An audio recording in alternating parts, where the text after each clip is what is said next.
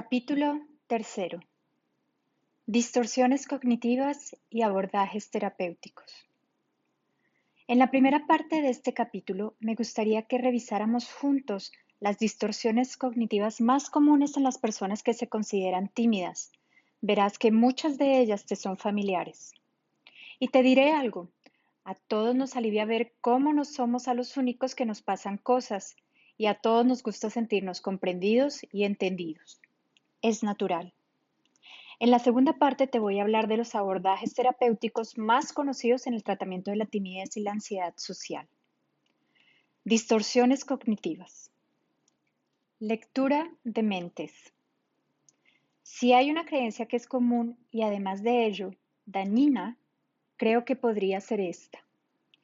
Creer que podemos leer la mente de los demás distorsiona la realidad porque en ningún caso podemos saber lo que realmente piensan los demás, a menos que lo digan explícitamente y por lo tanto actuamos y sentimos en base a una mentira que nosotros mismos nos contamos. Lo peor es que las personas tímidas o que sufren ansiedad social se llegan a convertir en unas maestras de esta habilidad. Hay que tener en cuenta que muchas personas tímidas además tienen un rasgo de persona altamente sensible. Las personas PAS tienen un sentido nervioso más permeable, por lo tanto existe una mayor capacidad de percibir estímulos. Si te interesa saber si eres una persona altamente sensible, te sugiero que acudas a esta página y hagas el test que te dará la respuesta. passespana.org/test-personas-altamente-sensibles/ Lo que quiero decir con esto es que esta capacidad de ser muy perceptivos es una gran ventaja en muchas ocasiones, pero puede ser también un gran inconveniente, ya que al ser capaces de ver cada gesto, cada mirada, cada detalle, si no dirigen bien sus pensamientos, cualquier cosa puede resultar un indicador de que los demás están pensando o hablando mal de ellos. Así que a partir de ahora, cada vez que tengas un pensamiento de este tipo, date cuenta que no deja de ser una proyección de tus propios miedos y que en realidad nunca vas a tener la certeza de lo que piensa otra persona. Con lo cual, cuando tengas un pensamiento de este tipo, solo hazte una pregunta. ¿Este pensamiento me hace sentir bien? Si la respuesta es no, directamente déjalo pasar y no te enganches a él. Las personas somos en general muy observadoras y que alguien te mire no quiere decir que esté pensando algo negativo en ti. Y en el peor de los casos, que alguien piense en algún momento algo negativo de ti, ni te va a cambiar a ti ni va a cambiar tu vida en absoluto. Soy consciente que esto último es un poco tópico y que a las personas que tenemos, me incluyo, este tipo de pensamientos intruisos, en este momento nos resulta difícil no darles importancia.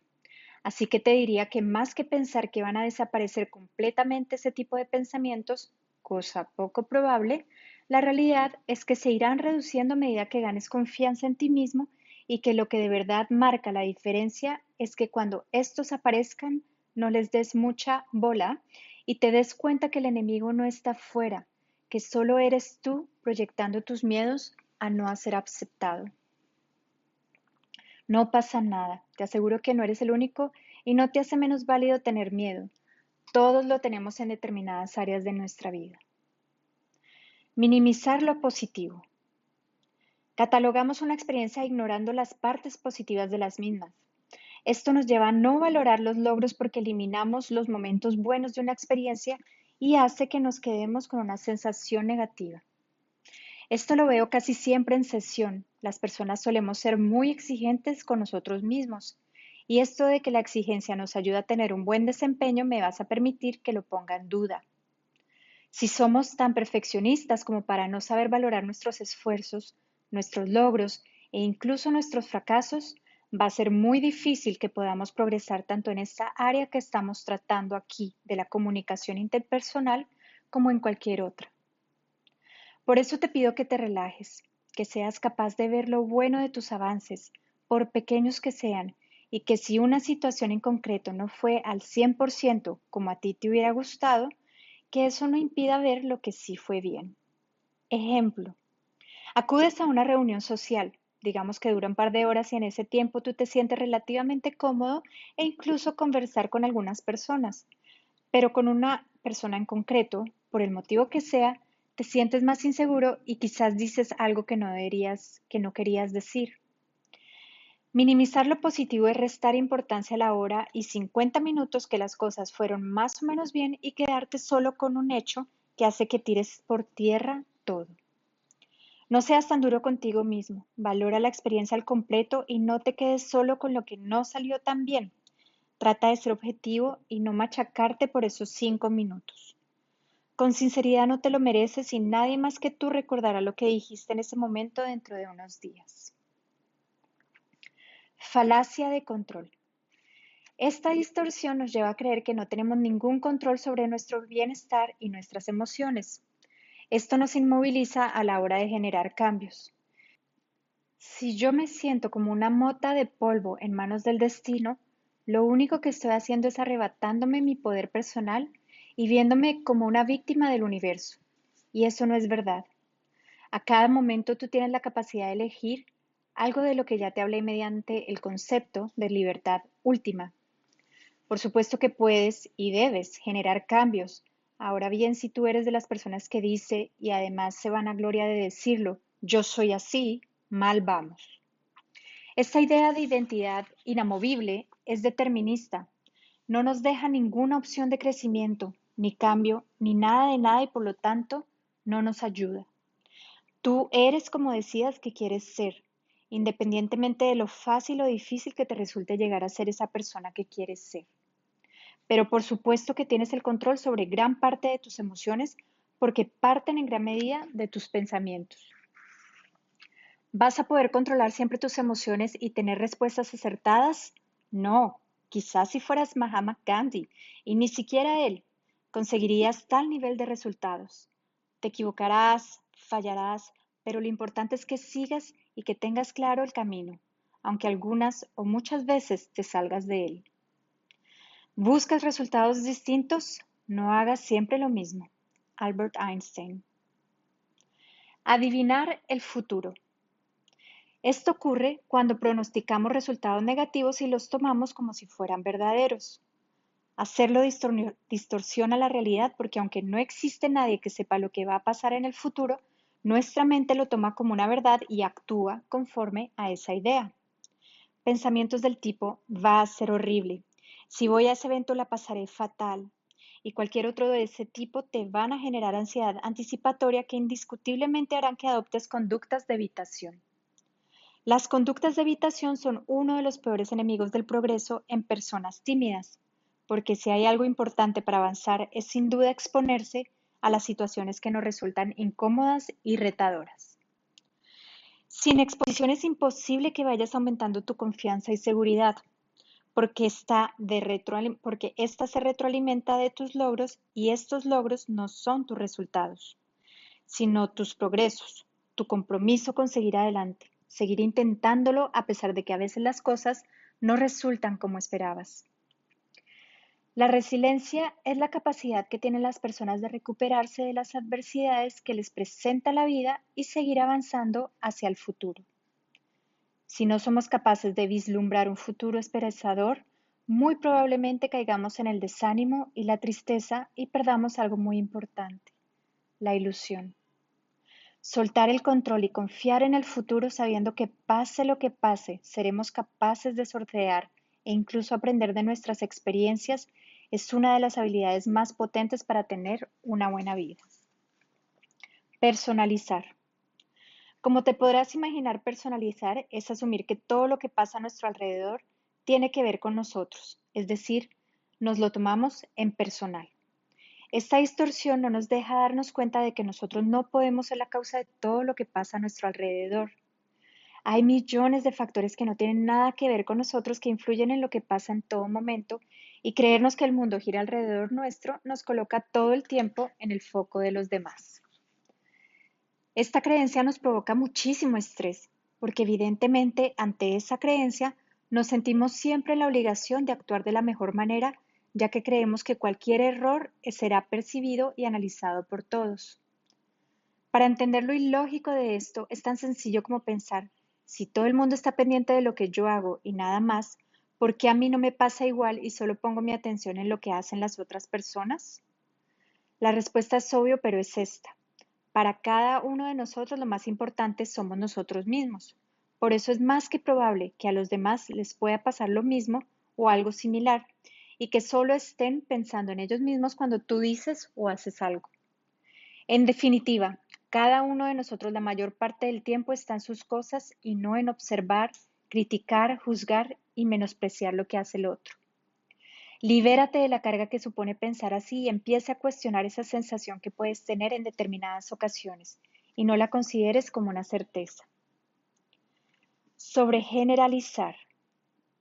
En general, sacamos conclusiones basándonos en experiencias pasadas y las aplicamos a una amplia gama de situaciones que no están necesariamente relacionadas.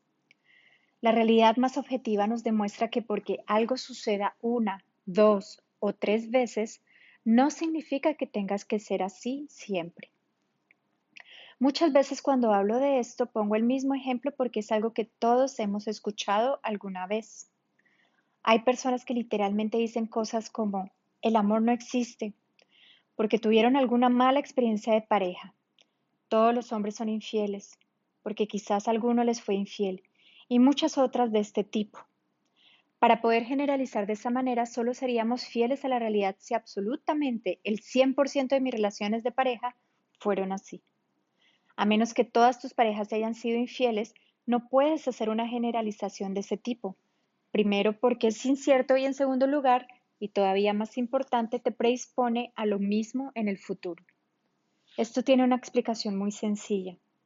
¿Te habrá pasado con seguridad alguna vez alguno de estos casos? Te compras un coche nuevo y de repente todo lo que ves a tu alrededor es el mismo coche. O te quedas embarazada y, oh sorpresa, ves únicamente embarazadas igual que tú. ¿Casualidad? ¿Milagro? No, atención selectiva. La atención selectiva es la capacidad que tenemos de focalizar nuestra mente en un estímulo o tarea concreta, incluso cuando existen otros estímulos ambientales. Lo que ocurre es que la persona, de manera inconsciente, empieza a inhibir los distractores para poder mantener la atención donde ha decidido hacerlo. Es decir, que si tú decides creer algo, hará inconscientemente que cualquier cosa que encuentres en tu entorno dé la razón a esa creencia, es decir, a ti. Vamos que tú mismo con tus creencias estás determinando cómo será tu vida, porque sin ni siquiera ser consciente de ello, irás buscando evidencias que reafirman tu postura vital. Por eso cuando tengas una idea de este tipo, pregúntate siempre, ¿es esto así el 100% de las veces? Tan solo con que encuentres un 1% de ocasiones en las que tu creencia no aplica, ya no podrás seguir manteniendo que eso es válido siempre. Es decir, que por pequeño que sea el margen, siempre hay posibilidad de que las cosas no sean como nosotros queremos. Polarizar. La polarización habla de la idea de pensar que todo se puede poner en dos únicos extremos y dejamos fuera cualquier punto intermedio. Esta distorsión nos impide ver que es absolutamente irreal tratar de meterlo todo en esas dos categorías, ya que hay tantos matices simples que también han de tomarse en cuenta para entender lo que sucede, que sencillamente no es operativo. Digamos que pensar en términos de todo o nada nos deja muy poco margen a la amplitud de maniobra y nos hace ver el mundo de un modo muy rígido. Ejemplos serían ideas como siempre hago todo mal, nunca me escuchan, etc. Se parece a las sobregeneralizaciones porque también habla en términos absolutos, de blanco o negro, pero en este caso más que venir de la idea que si una vez algo fue de determinada manera, siempre será igual, parte de la base de que las cosas están bien o mal sin término medio. Tiene que ver en gran parte también con la rigidez de pensamiento y el perfeccionismo, porque las cosas no son o blanco o negro, tampoco las personas y sus actitudes, ya que cada uno lo hacemos lo mejor que podemos a cada momento. Y pensar que si no lo hice perfecto, lo hice mal, nos puede llegar a regenerar muchísima ansiedad. Además, pensando en nuestras relaciones personales, si valoramos también a los demás con tan poca comprensión, nos será difícil entender, comprender e incluso perdonar los errores de los demás porque para nosotros serán inaceptables, con el consiguiente deterioro de tales relaciones al no alcanzar nuestras expectativas. Racionamiento emocional. A veces asumimos que algo es verdad solamente porque lo sentimos con mucha intensidad, incluso si hay hechos que demuestran lo contrario. Lo que ocurre es que razonar desde la emoción distorsiona la realidad porque nuestras emociones no siempre reflejan la verdad. Lo cierto es que podemos sentir algo profundamente, pero eso no significa que sea cierto. En un contexto social podemos estar convencidos de no haber caído bien. Por poner un ejemplo, incluso sin un motivo real que nos lleve a tal conclusión, solo porque al pensar que hemos estado nerviosos sentimos que eso ha sido motivo suficiente para no caer bien. Por eso siempre hay que poner en cuarentena lo que hemos decidido creer porque en realidad nuestras emociones no son un termómetro fiable al que acogernos. No podemos ser objetivos si nos dejamos llevar únicamente por esa referencia. Etiquetar. Encasillamos a las demás personas o a nosotros mismos usando estereotipos o adjetivos negativos.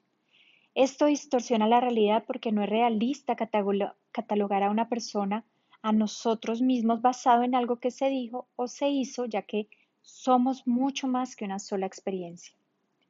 Cuando nos etiquetamos como tímidos o vergonzosos, por ejemplo, lo único que conseguimos es posicionarnos en un lado del amplio espectro que tiene que ver con la extroversión, cuando la realidad es que todo el tiempo nos movemos de un lado a otro en función del estado de ánimo del momento, de la persona que tenemos delante y de muchos otros factores que hacen que actuemos de manera diferente en cada ocasión. Si bien es cierto que quizás tengamos más facilidad para estar en un lado más que en el otro, eso no quiere decir que nunca podamos estar en el contrario. De hecho, existe la posibilidad y la capacidad de serlo todo, pero nos autolimitamos a nosotros mismos cada vez que creemos ser de determinada manera, porque no nos permitimos salirnos de esa norma autoimpuesta. Según la Gestalt, la sombra corresponde a aquello no reconocido como propio, es decir, esas partes internas que están tan ocultas que no sabemos que existen. En la sombra encontramos aspectos de nosotros que hemos ido desterrando consciente o inconscientemente a través del aprendizaje familiar y social. Por ejemplo, si en mi entorno constantemente me han etiquetado como tímido, con el tiempo he ido ocultando mi lado más extrovertido para encajar en esas ideas preconcebidas desde la infancia. Parada de reflexión. ¿Qué pensamientos distorsionados son los más habituales en mi caso? ¿Qué puedo hacer a partir de ahora cuando me asalten esos pensamientos? Antes de acabar este tema, quiero que sepas que tener pensamientos negativos no es un problema. Esto nos pasa a todos. Así que en lugar de pensar en eliminarlos, modo lucha, piensa más bien en integrarlos, modo aceptación. Es curioso cómo a lo largo de mi vida y teniendo en cuenta que llevo más de 20 años en el mundo del desarrollo personal, hay determinadas ideas y conceptos que me han cambiado la vida literalmente, al momento de aparecer. Ya te he hablado de alguno de esos momentos ajá, que es cuando una persona ha comprendido o descubierto algo. Uno de esos momentos fue cuando aprendí esto. Los pensamientos negativos van a estar siempre, pero solo te afectan si te quedas demasiado tiempo atrapado en ellos. Toma ya, te acabo de ahorrar años de terapia, te lo puedo asegurar. Es así de fácil y sencillo. Cuando aprendí a no caer en mi propia neurosis que me hacía entrar en bucle con mis pensamientos negativos y quedarme atrapado en ellos durante días, fue como romper unas cadenas que me mantenían presa de mi propia mente. Me di cuenta que aunque no podía controlar que no estuvieran, sí podía decir cuánto tiempo se quedaban y qué importancia les daba yo. Lo que yo te diga, aprendizaje de los buenos, buenos. Abordaje terapéutico. Me gustaría hablarte en esta parte del libro de los diferentes enfoques terapéuticos que yo conozco y que he utilizado para el tratamiento de la ansiedad social.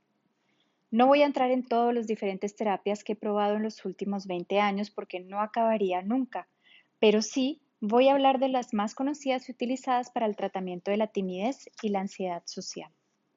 Como todo, la terapia también ha ido evolucionando para tratar de ayudar cada vez más a quienes padecen a trastornos desadaptativos y por esto dentro de la conocida como terapia de conducta se ha producido tres olas o generaciones. La terapia conductual nació en un momento de la historia de la psicología en que el conductismo surgía con fuerza como reacción a las terapias de corte psicoanalítico nacidas con Sigmund Freud. Al final del capítulo te presentaré mi propio método donde te diré paso por paso qué tienes que hacer para dejar atrás la timidez de una vez por todas. ¿Cuándo recurrir a la medicación? Vaya, por delante que no soy médico, pero quiero dar mi opinión con respecto a este tema. Hay algo que me parece que hace sufrir mucho a las personas y es la omnipotencia, es decir, creer que pueden con todo. Algunos libros de autoayuda creo que nos han hecho un flaco favor en ese sentido. Ciertas corrientes de pensamiento positivo que nos dicen que si quieres puedes y demás tópicos se dejan un pequeño detalle en el tintero. Y es que como seres humanos que somos muchísimas veces, por mucho que intentemos tener éxito en algo, cambiar algo, dejar algo, no lo conseguimos. Te diré que nunca he sido una persona a la que le guste recurrir a medicamentos y de hecho no lo hago a menos que sea necesario. Pero al tiempo de ir a terapia, mi psiquiatra planteó la posibilidad de darme medicación en vista de cómo estaba en ese momento y sé que fue un acierto. Durante algo menos de 2 años tuve un tratamiento médico que incluía medicación específica para mi fobia social, es decir, ansiolíticos y también antipsicóticos, aunque estos últimos en realidad durante un periodo de solo unos meses. Con esto quiero decir, confía en tu instinto. Si hace un tiempo que batallas con un estado de ánimo que no te deja ser feliz, busca ayuda y cuando lo hagas que sea ese profesional el que te diga qué sería lo mejor para ti. Por supuesto, el tratamiento farmacológico sin una terapia psicológica que lo acompañe no es más que un parche temporal.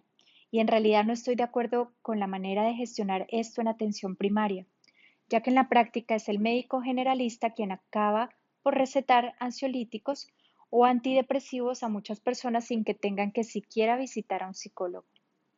A mi entender, las dos cosas unidas, terapia y medicación, pueden ser el remedio necesario para el sufrimiento de muchas personas con ansiedad o fobia social. En mi caso, pasados esos meses con medicación, fui sintiéndome mejor y muy poco a poco recuperándome emocionalmente. Así mi experiencia fue positiva. Muchas personas tienen miedo a aproximarse al tratamiento con medicamentos por miedo a que les causen adicción, pero en realidad, como todo en la vida, la virtud siempre se encuentra en el camino del medio.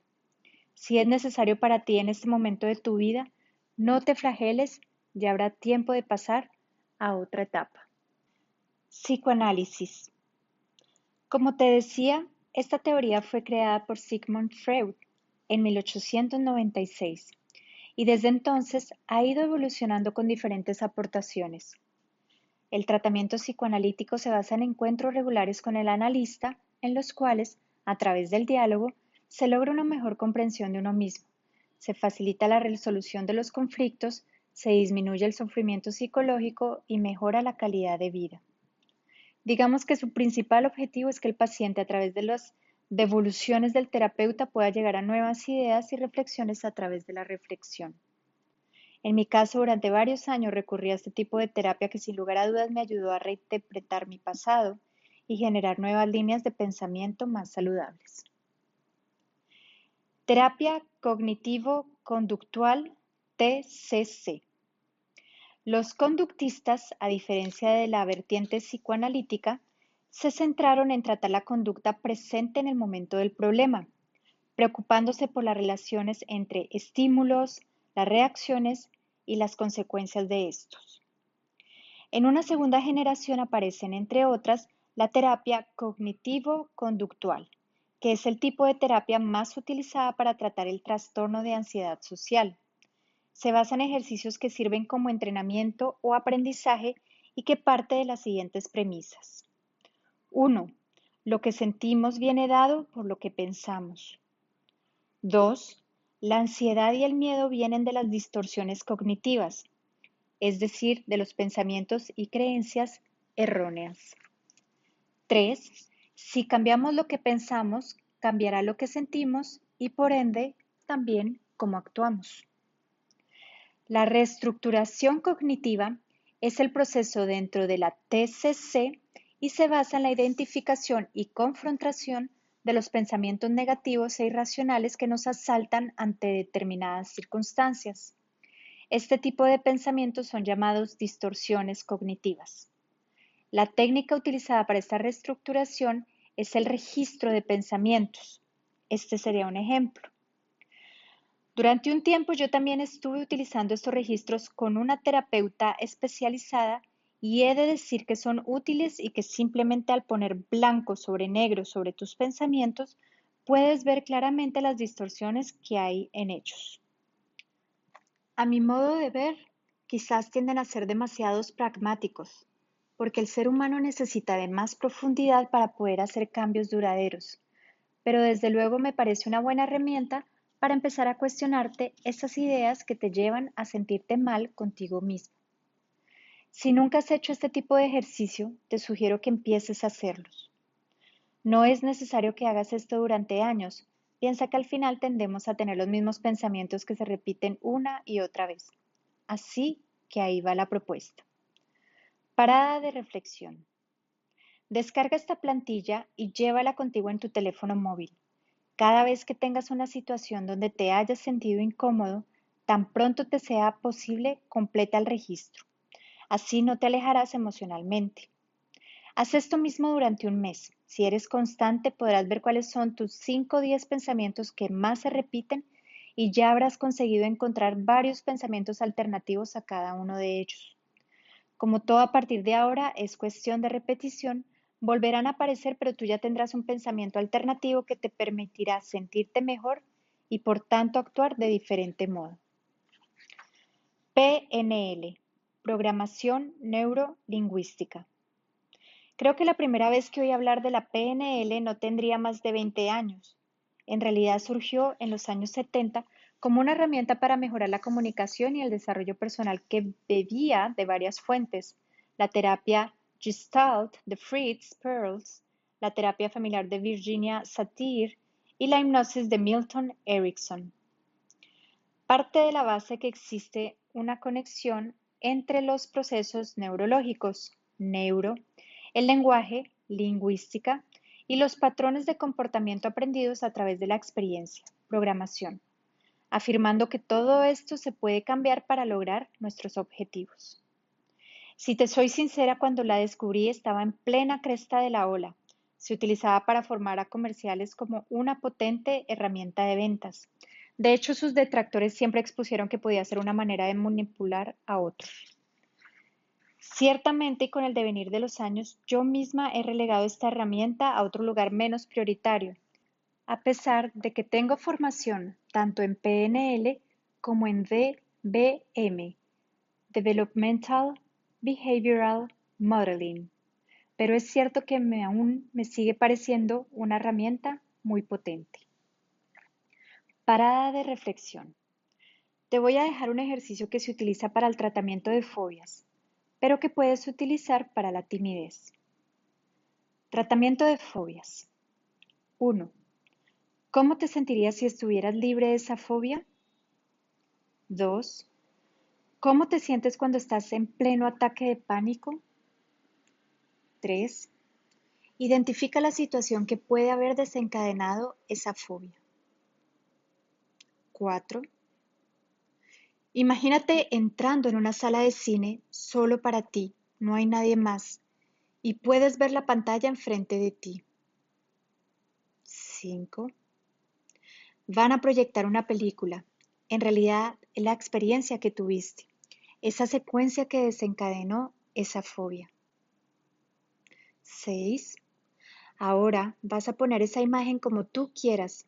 La película está a punto de empezar. Haz los ajustes que quieras, tamaño de la pantalla, etc. La película es en blanco y negro. 7. Vas a ver la película de lo que ocurrió. Cuando creas que ha terminado la proyección, me lo vas a indicar. 8. Interruptor. 9. Si valoras tu fobia del 1 al 10, ¿qué número le pondrías? 10. Cierra los ojos. Inducir a la relajación. 11. Ahora te pido que salgas de tu cuerpo y que vayas hasta la sala de proyecciones con ese vidrio grueso que hay en la pecera. Desde la parte de arriba puedes reajustar de nuevo. Vas a poder observarte a ti mismo viendo la película. Además, dentro de la sala de proyecciones hay un hilo musical. Suena una música muy agradable. 12. Empieza la película. Tú estás arriba, detrás del vidrio con tu música. Y por favor indícame cuando acabe la proyección. 13. Relájate, respira poco a poco. 14. ¿Me podrías decir en este momento qué nivel de angustia le darías a tu experiencia? 15. Cierra los ojos. La imagen se ha congelado, sobrevuelas la sala y te metes dentro de la película. Ahora vuelve a ser en color, pero esta vez la proyección va a ser al revés. Se va a proyectar muy, muy rápido. En 3 segundos. Tú estás allí con todos los colores y cuando quieras vas a empezar a rebobinar esa película. 16. Vuelve a volar. Vuelves a estar dentro de la película ahora en 2 segundos. 17. Sales volando. El rebobinado dura 1 segundo. 18. Te voy a pasar una antorcha. Observa la pantalla y le prendes fuego. 19. ¿Qué nivel le darías a la ansiedad ahora? ¿Qué es modelar según la PNL? A pesar de compartir el mismo territorio, cada persona hace su propio mapa del territorio a partir de sus circunstancias y de sus experiencias. No respondemos al mundo, sino a nuestra representación del mundo. No solo el mundo que nos rodea se basa en una representación, sino que incluso nuestra identidad, lo que experimentamos como yo, solo es una representación y por eso podemos interpretar varios yo dependiendo del rol que adoptemos, de las circunstancias o del momento de nuestra vida que atravesemos. A diferencia de los animales, los humanos aprendemos a adaptarnos a nuestro modelo de mundo en todos los ámbitos, familiar, social, profesional, y aprendemos también a adaptarnos a los cambios que se producen. Cuanto más acertado sea nuestro modelo del mundo, más fácil nos resultará afrontar los cambios y adaptarnos a ellos. Se trata de crear modelos dinámicos en lugar de modelos estáticos para los cuales debemos estar en continuo proceso de aprendizaje. Muchos de estos modelos se crean de manera naturalística y por ende de manera inconsciente. ¿Cómo aprendemos a ser hijo, madre, amigo? Esto es precisamente el objetivo inicial de la PNL, modelar de manera formal para facilitar el aprendizaje y el cambio basándose en resultados excelentes. Parada de reflexión. Te propongo un ejercicio de modelaje. Paso 1. Crea la situación social en la que te sientes tímido o inseguro. No importa si te encuentras con extraños en una fiesta, le pides una cita a alguien o tienes una confrontación con alguien que te intimida. Crea un cine imaginario en tu mente. Simplemente siéntate, relájate y mira una película que vamos a crear. Haz una película de la situación en la que deseas mejorar. Paso 2. Ahora elige a otra persona para que desempeñe tu papel en la película imaginaria. Elige a alguien que conozcas que creas que sería exitoso en esa situación o podría ser un actor o un personaje literario o cualquier otra persona. Lo importante es elegir a alguien que actúe como tú quieres actuar. Déjalos hacer su trabajo, tomando tu lugar en la película por ahora. Mira la película de tu actor contratado. ¿Te fue bien? Si no, cambia su comportamiento hasta que te gusta lo que ves. Si el primer actor no funciona, despídelo y elige a otra persona para que tome el trabajo en tu película. Sigue ejecutando esta película hasta que obtengas una actuación que te guste. Luego, estudia su comportamiento. Paso 3. Ahora, pon una imagen de ti mismo en esa película imaginaria. Solo haz que esa imagen tuya actúe como lo hizo el exitoso actor. Todavía no estás experimentando la situación social. Tú sigues sentado viendo una película, pero ahora te ves en ella. Realiza cambios para adaptarlo a tu estilo si es necesario y sigue ejecutando esa película imaginaria con un tú sustituto hasta que te guste lo que ves y escuchas. Hacer esto es realmente útil para descubrir nuevas formas de manejar las situaciones sociales, pero hay otro paso para hacerlo aún más fuerte. Paso 4. Ahora esta vez en tu imaginación entra en la película tú mismo. Ahora estás allí en primera persona. Imagina lo que verías y escucharías si estuvieras en la situación que has estado viendo, solo que ahora estás actuando de la nueva forma exitosa que aprendiste y ensayaste viendo al sustituto en las versiones anteriores. ¿Cómo te sientes? Si te sientes bien, esto funcionó. Repite esta técnica de PNL para la timidez varias veces para reforzar esos sentimientos. Si te sientes incómodo, realiza cambios hasta que te sientas bien y uses una forma de comportarte que te sientas cómodo intentando. Ahora, habiendo experimentado una nueva y exitosa forma de actuar, lo harás la próxima vez que te encuentres en la situación que has ensayado. Es muy probable que tengas que practicarlo muchas veces antes que sientas la confianza, pero valdrá la pena. Cuando enfrentes la situación social que te causa timidez, imagina que eres la persona de la película. Tal vez no todo salga perfecto la primera vez, pero con la práctica comenzarás a comportarte como la persona que quieres ser. T-Work. Las 4 preguntas. Ya te había comentado antes que darme cuenta de que porque un pensamiento estuviera dentro de mi mente, no tenía por qué ser la verdad y que por tanto podía elegir pensar diferente o que cuando frenaba y no le hacía caso a mi mente de mono, mi cabeza se calmaba, fue todo un alivio. Una de las herramientas más potentes que conozco para cuestionar nuestras creencias y que para mí fue también toda una revelación es The Work, de Byron Katie. Byron Katie sufrió una profunda depresión poco después de cumplir 30 años. A lo largo de 10 años sufrió por la misma, al punto de que pasó cerca de 2 años casi sin salir de su cama y obsesionada con la idea del suicidio. De repente una mañana tuvo una revelación que transformó su vida. Katie comprendió que cuando creía que algo debería ser diferente de como era, mi marido debería quererme más, ella sufría y que cuando no creía estos pensamientos sentía paz. Vio que la causa de su depresión no era el mundo alrededor suyo, sino lo que ella creía respecto a ese mundo. Keira entendió que nuestro esfuerzo por encontrar la felicidad era incorrecto. En vez de intentar inútilmente cambiar el mundo para ajustarlo a nuestros pensamientos de cómo debería ser, podemos cuestionar estos pensamientos y mediante el encuentro con la realidad como es, experimentar una libertad inimaginable.